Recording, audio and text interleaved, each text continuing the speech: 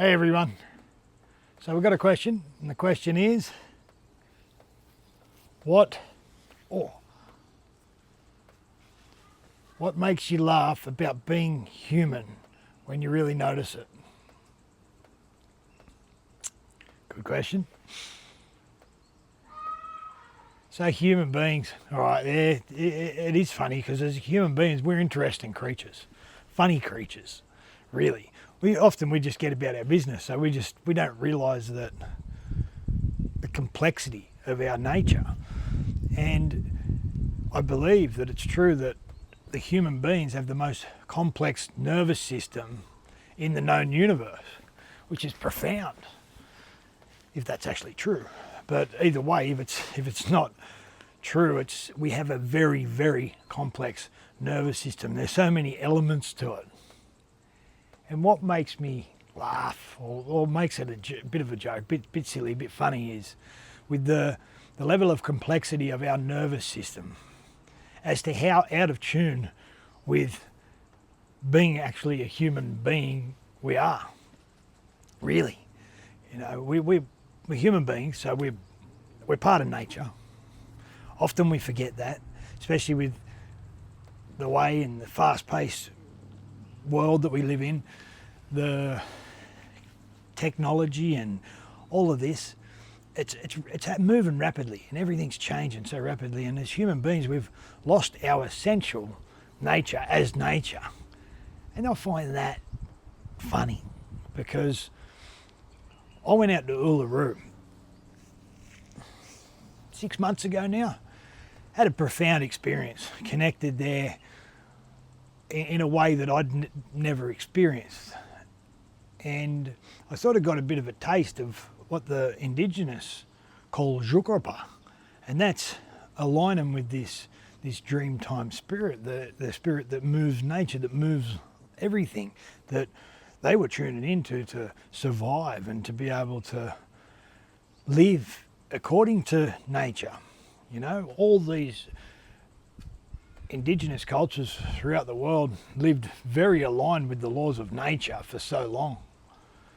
And then the system of thought that we live in now changed that. And I'm very grateful for comforts. I'm very grateful for technology. I'm very grateful for being able to drive a car and not have to walk, getting on a flight and being able to go over the other side of the world, being able to FaceTime a family or friend in another part of the world, different side of the country. All very beautiful. But sometimes we just forget the simple things. The simple things, you know, we are nature, we are part of it. And when I was in Uluru, I experienced this. And you start to question because you think you're going mad. But I was just flowing with it. Birds would come and it'd be like, oh, this is a sign. I'd move with the birds. Something else would happen and I'd go to a certain space, and there were certain things just going on, moving me in a way, and I was just moving with it. Had some profound experiences and realizations there. But in general, if I was to behave like that in day-to-day life, I think that some people would call it unusual. You know, I gained a really powerful connection. Firstly, I had an experience with the sun that was beyond words. And so I started to have this reverence for the sun. I came back from there and lost a lot of ambition in a lot of ways in life that was in things that I thought that I was moving towards and it was what I needed to do. And I lost the ambition, so I stopped it. And the main priority I had was to go and connect to the sunrise every morning. And the love that I experienced, the connection with that was just profound.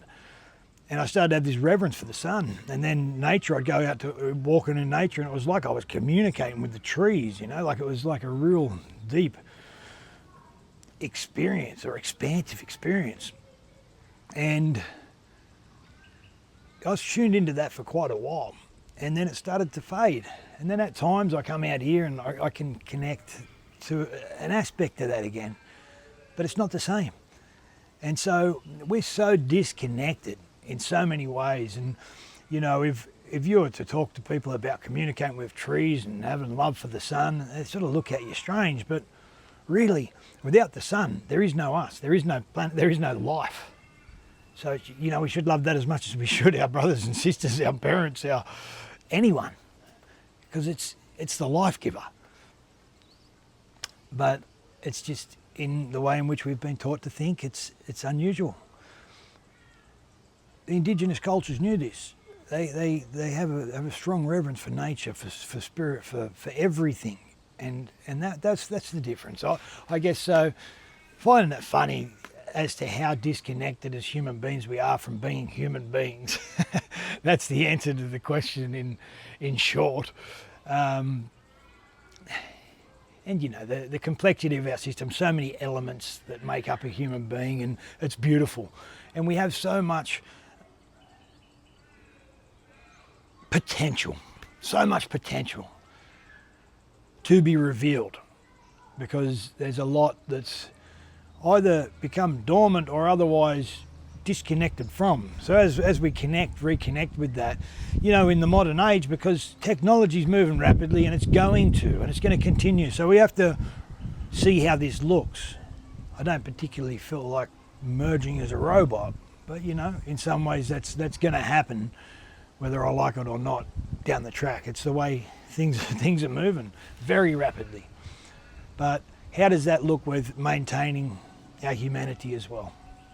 And that's the interesting part. And another thing is how much we in that disconnection, how much we abuse our home, like the nature, like the earth. What it gives to us just gives, and we just take. And we think it's okay. And it's just how the system of thought that we've over many years been brought up with, that's created this pattern of thinking that's very, very disconnected. But we're reconnecting slowly, just getting out in nature, connecting, starting to listen or receive some of the ancient wisdom, and starting to experience life in its nature.